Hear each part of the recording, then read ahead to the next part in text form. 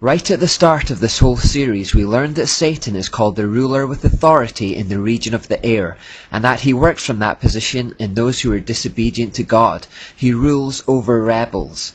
Several times the book of John describes him as the ruler of this world. 2 Corinthians 4:4 even calls him the God of this world, with a small g of course.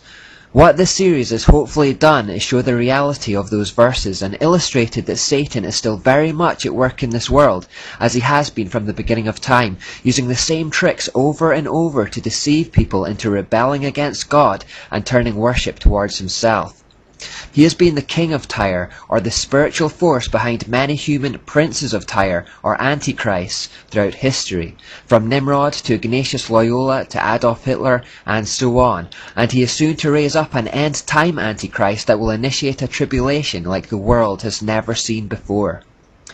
But there's something important we need to understand before we end, and that is God's sovereignty over this situation. Despite everything we've heard about, understand that there is nothing that is beyond his control. God is far above every demon, antichrist, principality and power, and far above Satan himself.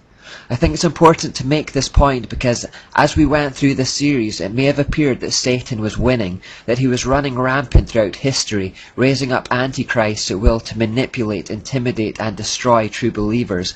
We can't help but see the encroaching darkness in our time as well, and it would be easy to think that there was little hope. But I want to show you how this works if I can. Go back to the oldest book of the Bible, the book of Job, and we find Satan in front of God's throne asking for his permission to test Job. God allows it, but he sets the boundaries saying, "You may test him, do whatever you want with everything he possesses, but don't harm him physically." Later on, Satan comes back again and asks for the boundaries to be loosened a little, and again God agrees, but again he defines the limits. Now what this basically tells us is that Satan is on a leash, and he can only do what God allows.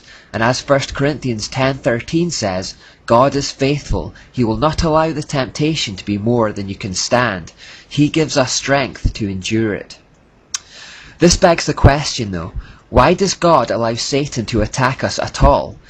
Well, very simply, God allows us to suffer because when accepted with the right attitude, it refines us and purifies us. Suffering produces in us Christ-like character and prepares us for the freedom of the eternal kingdom to come. It's one of the most unfortunate things about human beings that when things are going well for us, we tend to forget about God and become comfortable, soft, self-sufficient, apathetic, and we don't actually do much growing. Suffering, on the other hand, sharpens our focus, our resolve, and turns our hearts and minds towards God. We lose our sense of self-sufficiency and are forced to accept our dependence on our Creator. It's in suffering that we actually develop our relationship with God the most. In the same way that turbulent water turns rocks into smooth pebbles, trials refines us. The truth is that we need trials to develop character. Romans 5:3-5 says, "We can rejoice too when we run into problems and trials, for we know that they help us develop endurance, and endurance develops strength of character, and character strengthens our confident hope of salvation, and this hope will not lead to disappointment." Zechariah 13:9 says that trials purifies or refines us in the same way that fire purifies and refines gold or silver. We need to go through the fire to be refined. 2 Corinthians 4:17 says, "For our present troubles are small and won't last very long, yet they produce for us a glory that vastly outweighs them and will last forever." So our suffering produces an eternal glory. I don't want to treat suffering lightly, but we need to see it through eternal eyes and recognize that this temporary life is only preparing us for eternity. We don't belong here, and we're not meant to invest all our hopes in this life. We are passing through a temporary, dying kingdom en route to an everlasting one, and the troubles we experience here are merely producing in us the kind of Christ-like character that we will need to become citizens of that future kingdom. Acts 14:22 says, "We must go through many hardships to enter the kingdom of God." We are effectively in the wilderness on the way to the promised land right now. In the light of eternity, all present suffering in this wilderness will seem fleeting, like the blink of an eye, and it will have achieved a glorious end. Think of the greatest characters in the Bible and you'll notice this recurring theme. Before they reach their destiny, they often have to endure a wilderness first. Joseph, Moses, David, and even Jesus himself had to go out to the wilderness to be tested for 40 days and 40 nights. But the clearest example of this point comes in Exodus. When the Israelites left Egypt for the promised land, they had to endure a wilderness first. The wilderness was a proving ground for the Israelites, and they stayed there until they were ready for the promised land. God provided for them in that wilderness, but it was a wilderness nonetheless. Likewise, there is a promised land ahead for us Christians, and in the meantime, God will provide for us in this wilderness, but it is a wilderness nonetheless. Don't get too comfortable here. Like the Israelites, this isn't the destination, we're just passing through. Ephesians 2:10 tells us that we each have a job to do here that was planned for us long before we were even born. We've effectively been dropped in behind enemy lines in this world to carry out that mission. Some people need money for their mission, others don't. Some need health, others don't. But all of that is of secondary importance to the eternal goal. We've set our sights too low if we invest everything in the here and now.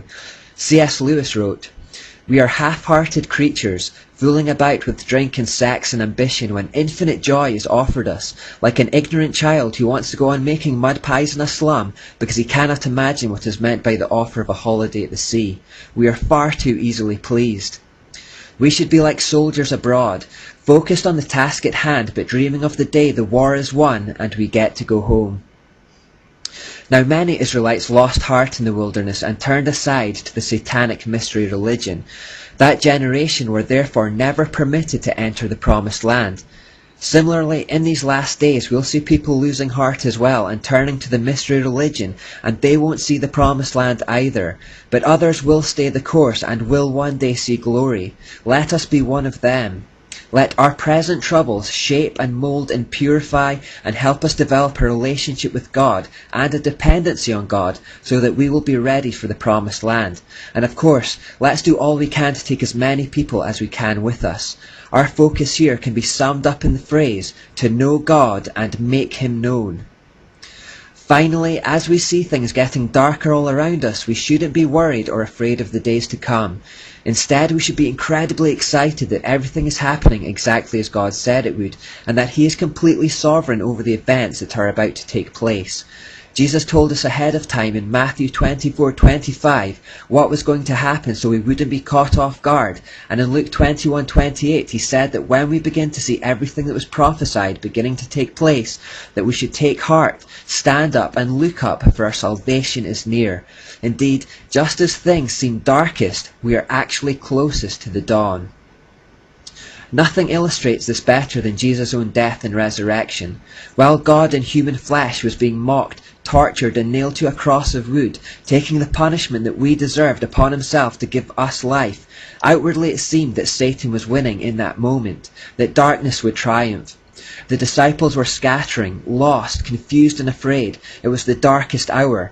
But actually this greatest evil in world history, the death of Christ, was just a precursor to the greatest good. Jesus' death bought freedom and everlasting life for anyone who would repent of their sin and trust in Him for salvation. He provided a way to God where there had been no way, and He orchestrated it all Himself. Judas Iscariot acted under the inspiration of Satan to betray Jesus, but Jesus Himself initiated the process, telling Judas to go ahead and do what he had planned to do. When the officers came to take Jesus away, He said, "I was with you day after day in the temple. You did not lay hands on me, but this is your hour and the power of darkness." In other words, this hour has been given to you. You are taking me no sooner and no later than what my Father planned.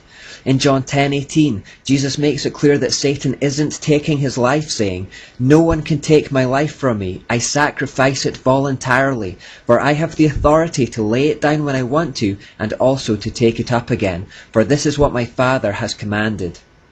In other words, God remains sovereign even in what appeared to be Satan's crowning moment, and He's sovereign in our dark times too.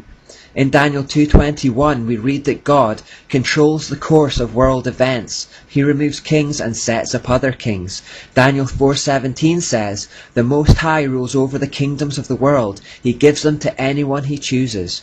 So in other words, all rulers, even evil ones, are allowed to rule only because God allows it for his own purposes.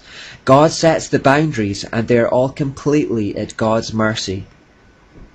So let everyone who has watched this series know one thing about the days to come. God wins. Jesus reigns triumphant. Every knee will bow and every tongue confess that Jesus Christ is Lord, to the glory of God the Father. Satan will be thrown into the lake of fire along with his hordes of demons, and we will reign with Jesus in glory forever and ever. Satan's time is very short and getting shorter, and he knows it. So stand firm and keep your faith. Endure the trials. Let them mold your character and prepare you for glory. If you haven't given your life to God yet, do it now before it's too late. And Christians, carry out the task that God has for you here. Finish your race. Don't back out of the war and bow to manipulation or intimidation. And in the end, you will receive everlasting life.